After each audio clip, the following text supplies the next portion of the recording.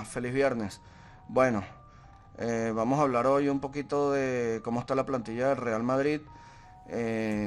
Hay una noticia buena y dos malas, lo de siempre últimamente con el equipo. En este caso vuelve Hausen a la convocatoria, pero se cae Rüdiger y Valverde y Camavinga y Mbappé están tocados todavía y no se sabe si podrán participar en el partido con el Alavés en Vitoria, ¿no? Según el diario AS, la mejor noticia para Xavi es la vuelta de Hausen, pero se cae Rüdiger. Y con todo esto se suman las bajas de Trent Alexander-Arnold, Carvajal, Álava, Militao, Rüdiger, Mendy y los sancionados Fran García y Carreras, y se les olvida Endrick, ¿no? Que lamentablemente este era un buen partido para que Endrick participara, ya que si Mbappé está tocado, lo mejor es que no juegue, a mi manera de ver, sobre todo con la rodilla, que es algo muy delicado, y quizás hubiera sido un buen partido para Endrick poder demostrar, ¿no? Ya que lo puso Xabi Alonso por fin contra el City, quizás lo tomara en cuenta contra el Alavés, pero lamentablemente no va a ser así, dada la situación de la roja que recibió contra el Celta, ¿no? También quiero comentar una noticia que sale en OK Diario, donde firmada por Iván Martín, donde dice que el Madrid está indignado con Xavi por la gestión de Endrick. Bueno, la noticia no la voy a leer completa, la tienen en el diario, en OK Diario. Esto no es nuevo. Creo que es una de las cosas que ha hecho mal Xabi Alonso. Es algo de lo que yo realmente lo he criticado bastante, el hecho de no darle oportunidades a Endrick. Cuando él llega al Madrid, una de las cosas que yo pensaba es que iba a poner mucho más a jugadores como Endrick, como Güler, cosa que sí ha hecho con Güler, pero creí que también le iba a dar alguna oportunidad a algún canterano y no lo ha hecho. Veremos qué pasa en el partido con el Alavés, porque va sin laterales. Valverde está tocado, etcétera, etcétera, y creo que vas a tener que poner canteranos del Madrid en los laterales, debería, ¿no? Y bueno, yendo a esto mismo, Endrick no ha tenido las oportunidades deseadas, apenas lo puso 11 minutos contra el City, y en esos 11 minutos demostró el hombre que sí vale, que tiene llegada, que tiene capacidad de cambiar un partido, cosa que se vio el año pasado, porque esto no es nuevo, eso se vio el año pasado en la Copa del Rey. Endrick fue el goleador de la Copa del Rey, el líder goleador. Ancelotti lo ponía, un técnico que no pone jóvenes como Ancelotti, confío un poco más en Endrick de lo que Xabi Alonso. Eso es algo que no me entra en la cabeza, no entiendo.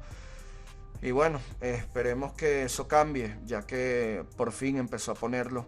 Creo que fue una patada de ahogado, ¿no? Pero creo que lo puso, por lo menos, quizás ese sea un cambio, ¿no? Otra cosa que quiero comentar es una noticia que sale en el diario AS de José Félix Díaz, del director del diario, donde habla de la continuidad de Xabi Alonso pende de un hilo.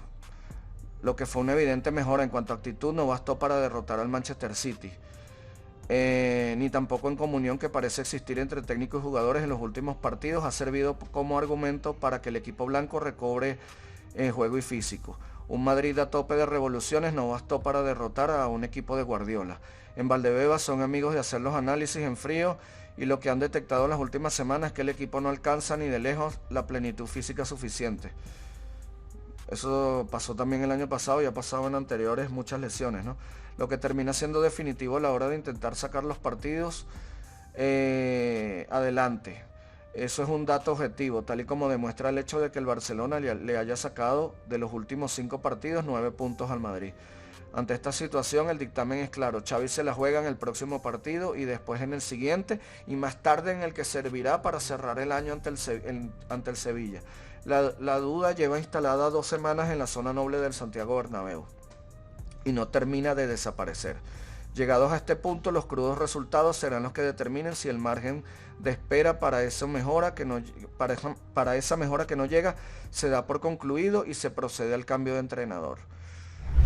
Bueno, si esta noticia es cierta, que la gente que dirige el Madrid tiene dudas de Xabi Alonso, pues debería destituirlo inmediatamente, porque si tú le vas a dar un ultimátum, no, que tienes que ganar al City, o hacer un buen partido, ya lo hizo, entonces ahora a la vez tienes que hacer un buen partido, y luego el siguiente que es Copa del Rey, y luego contra el Sevilla, y luego ¿qué? Porque vamos a suponer que él supere todo eso, luego en enero viene la Supercopa de España, si no la gana, lo van a echar. Es lo más seguro que suceda. Entonces eso está como una pareja, unos novios que se viven peleando y se dan una oportunidad, no, vamos a darnos una oportunidad, y a la primera discusión se vuelven a dejar. Es algo que no va a funcionar, pana. Entonces, si tú ya no confías en el entrenador, busca otro que lo reemplace. Porque prácticamente aparte, esto lo perciben los jugadores. Mantiene la plantilla con una tensión que se podría corregir. Yo creo que si no se cree en él, o no se cree, o sí se cree. Pero no es que cada partido, el que viene, vas a tenerlo en la cuerda floja, porque imagínate. Creo que no va a resultar. En algún momento el Madrid perdería y entonces lo vas a echar, ¿no? Eso es algo que no comprendo, no me entra en la cabeza. Por último, gente, vamos a hablar un poco del caso Negreira. Hoy Laporta compareció en los tribunales por el caso Negreira. También declaró Ernesto Valverde y Luis Enrique, ¿no? Vamos a leer un poquito, según lo que dice el diario AS, la información que dan de las declaraciones de Joan Laporta. Aquí dice que Laporta ha reafirmado su versión, la que dio ante la prensa para explicar el caso Negreira. Pagamos por informes, en ningún caso para que favorecieran al Barça. El Barça en aquel momento era una admiración del mundo, un ejemplo y una referencia futbolística. No necesitábamos favor alguno. Los pagos a Enrique Negreira vienen desde antes de que el Barça tuviera los años gloriosos que tuvo con Guardiola, ¿no? Eso no se sustenta por esa parte, ¿no? No fue desde esa época. Los pagos vienen desde los 90, según lo que se está investigando. Entonces, bueno, esto que dice Laporta no se sustenta con la realidad, ¿no?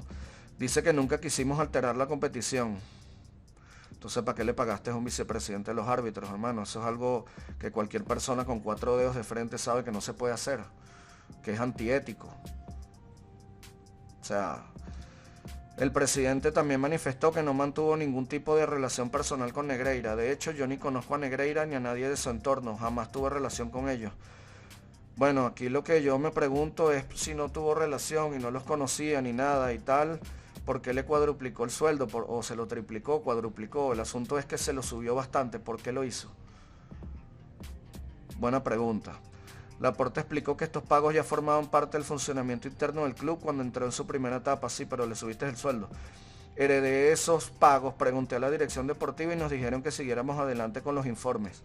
Explicó porque ya no están dichos informes. No tenemos informes de la primera etapa porque cada 5 años se destruyen.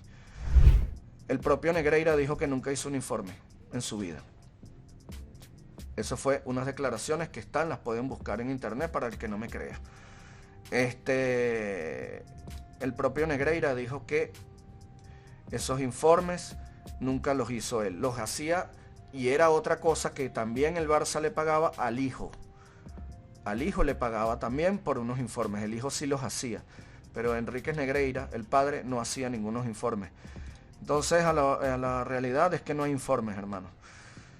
Luego vienen las declaraciones de Valverde y Luis Enrique, donde dice que no tenían conocimiento de los informes.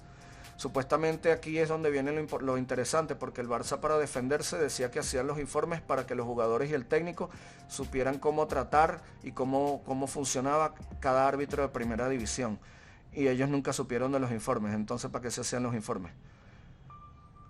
Valverde fue más allá e indicó que tampoco los necesitaba. Bueno, seguiremos viendo qué pasa con el caso Negreira. Un caso que marcha demasiado lento. Y bueno, ya sabemos la realidad de esto. Para mí, mi opinión ya la conocen. Esto debería ser sancionado porque desde todo punto de vista no hay justificativo y no es algo lógico. Cualquier empresario, cualquier persona con 4 dedos de frente sabe que no le puede pagar a un vicepresidente arbitral siendo tú un club de fútbol de esa liga. O sea, es una cosa insólita desde todo punto de vista. Entonces, bueno, esa es la realidad del caso que tenemos aquí y bueno, estaremos viendo cómo avanza, ¿no? Algo muy importante que también se ve en la salida de Laporta, que lo verán en las imágenes de los tribunales, es que no dice ni pío, se queda callado. Es raro porque siempre Laporta habla, siempre tiene algo que decir y siempre tiene que hablar de madridismo sociológico, de esas cosas para que la gente de él se sienta feliz. Y esta vez no habló absolutamente nada. Eso también me deja bastante pensativo, ¿no? Porque ese no es Joan Laporta, ¿no? Entonces, bueno, veremos qué sigue sucediendo. Nos vemos en el siguiente, gente.